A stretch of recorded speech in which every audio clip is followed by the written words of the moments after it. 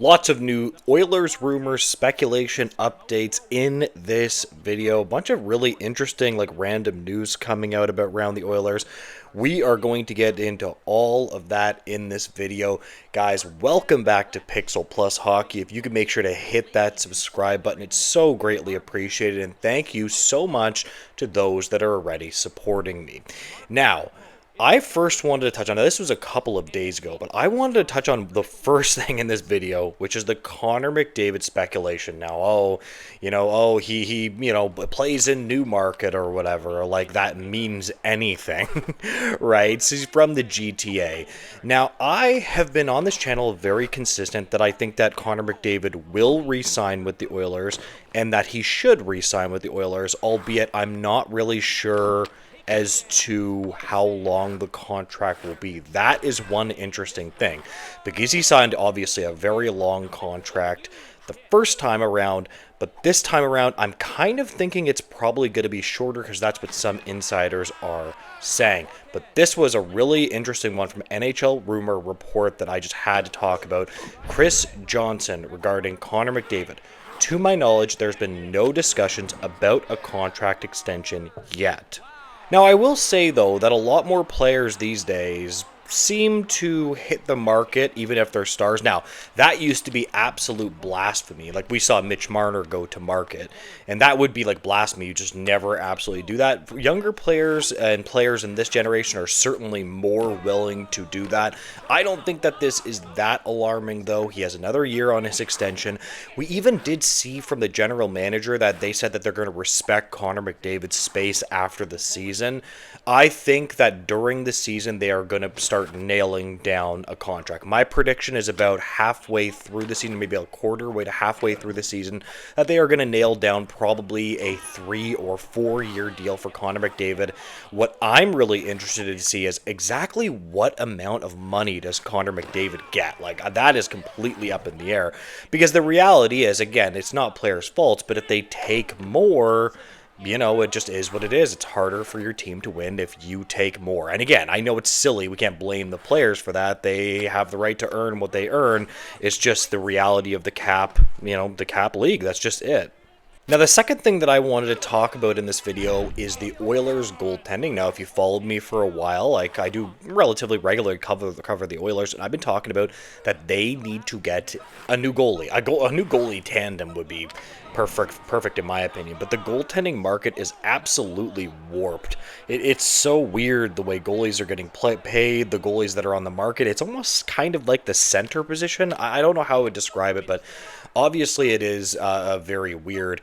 We have a very interesting quote from Matheson here. If RFA Dostal 25 gets 5 years at $6.25 million AAV in Anaheim with 121 regular season games with a career .902 save percentage and no playoff games, what does Skinner, 26, get after this season?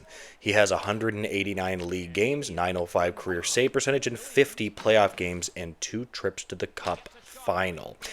So, I don't really like quotes like this, because just because one goalie got a terrible contract, like I wouldn't have paid Dostal $6.25 million. I don't know what you guys think about the contract. I'm not a goalie guru or anything. I just would not have paid them that amount. I think that's outrageous. You guys could drop it in the comments. Do you think he's worth that? Maybe I'm off the mark on that. But again, I hate that. I hate when analysts do this, when they say, well, this guy got this. I mean, I guess he's comparing the market, which is fair. I understand he might look at market valuations and say, this guy gets 6.25, but would you guys pay Skinner that amount, or even 5? I just wouldn't. I would not pay Stuart Skinner that amount at all.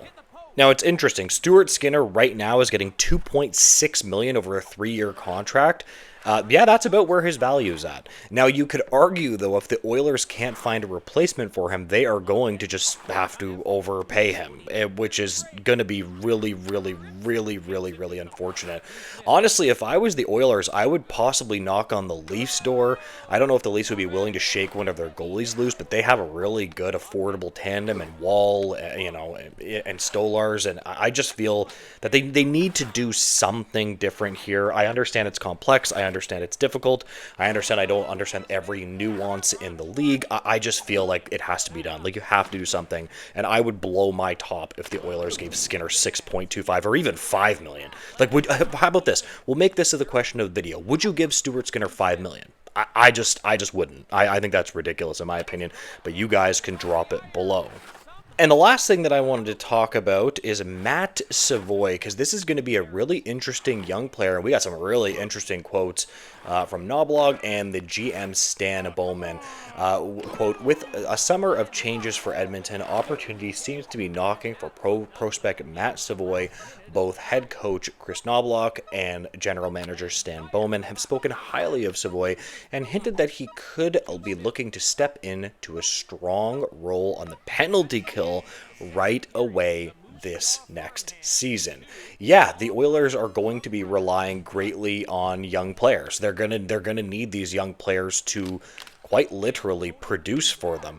The article continues, Knoblauch spoke about his short stint in the NHL last season and spoke highly of him, calling him a reliable two-way player at even strength, mentioned that he definitely sees him as a part of the penalty kill next season. Again, we don't have Savoy too much in the NHL. He's played a lot in the American Hockey League. The American Hockey League gives you a better gauge for what a player can be in the NHL, but we just don't know what he's going to be in the National Hockey League right now. So I'm gonna pump the brakes on this a little bit. Like, I want him to get penalty kill time. I would like to see him get some top six time. They need some support there, especially with Isaac Howard, who, I mean, there's going to be some two young guys that are going to be vying for jobs in Edmonton, and they're going to be incredibly important for the Edmonton Oilers to solidify. And I mean, they're really going to have to rely on these guys because Perry's out the door, he's gone. So you just really hope that these guys can produce for the Edmonton Oilers. Anyways, I am going to leave this video here. If you could make sure to like, comment, and subscribe, I would greatly appreciate that, guys. And make sure to have a great day. Goodbye, guys.